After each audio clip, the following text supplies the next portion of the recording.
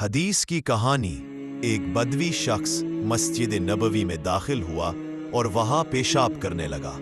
صحابہ کرام رضوان اللہ علیہم اجمعین نے اسے روکنے کی کوشش کی، لیکن رسول اللہ صلی اللہ علیہ وسلم نے فرمایا، اسے چھوڑ دو اور اس کے پیشاب کی جگہ پر بالٹی پانی ڈال دو۔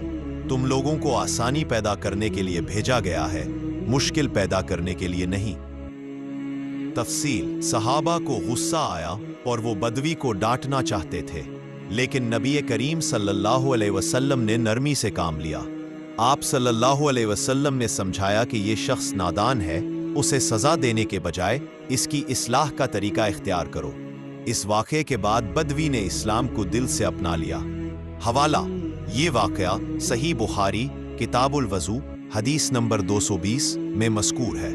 نبی کریم صلی اللہ علیہ وسلم کی تعلیمات میں نرمی، حکمت اور دوسروں کے جذبات کو ڈانٹنے کے بجائے اسے محبت سے سمجھانا ہی اصلاح کا بہترین ذریعہ ہے۔